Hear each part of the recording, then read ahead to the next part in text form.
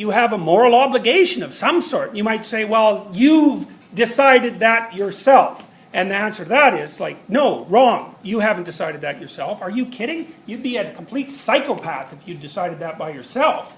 Right? I mean, if you're even the vaguest bit civilized, then you decide what it is that you should do, or what you should do manifests itself within you as a context of a dialogue that you're continually having with yourself, but also with everyone around you. And not only with everyone around you, but with the entire history of mankind. Do you believe that there are things that you should do?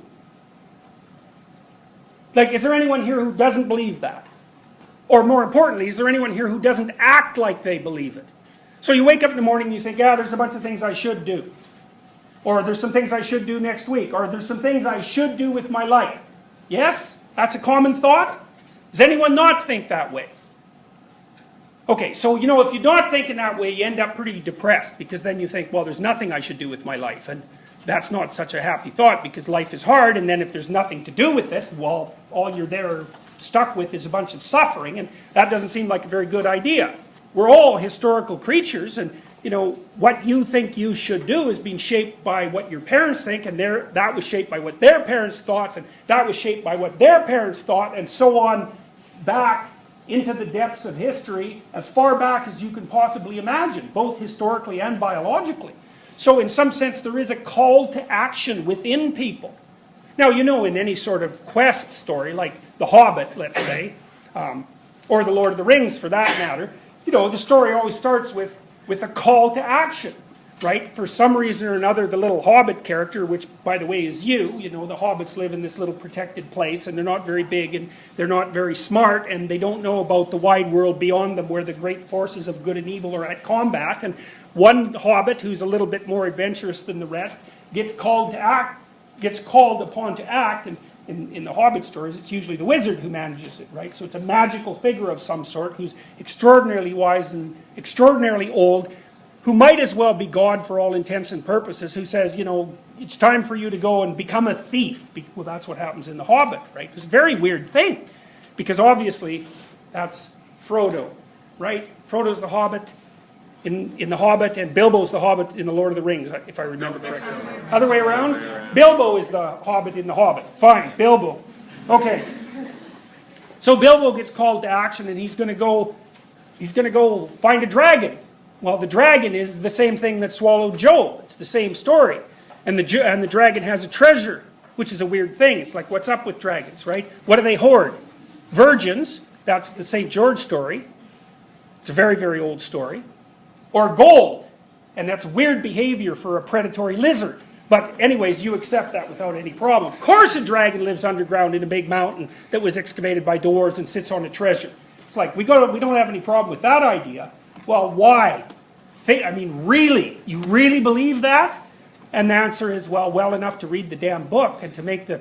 I mean, how many people went and watched The Lord of the Rings? How many people...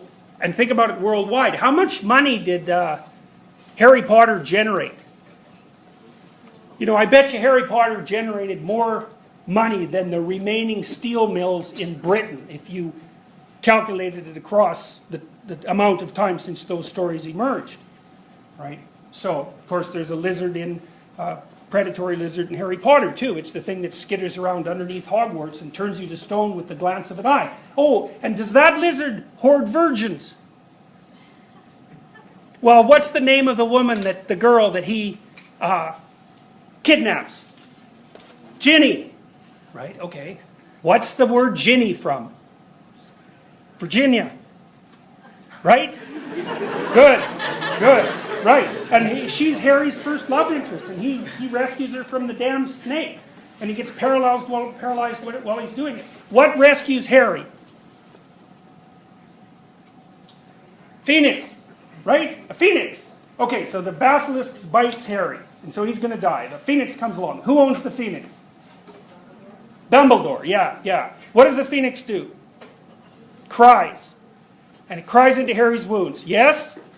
And what happens? Then what happens to Harry? He comes back to life. It's a death and resurrection story.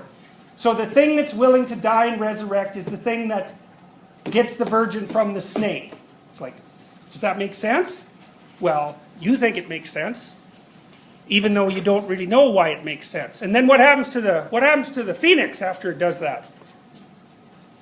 It burns itself up in a puff of flame and is reborn. So it's the story told twice. The thing that dies and is reborn is the thing that conquers the serpent and rescues the feminine, roughly speaking. So it's not gold in that situation, but it doesn't matter. It's the same story. It's always the same story.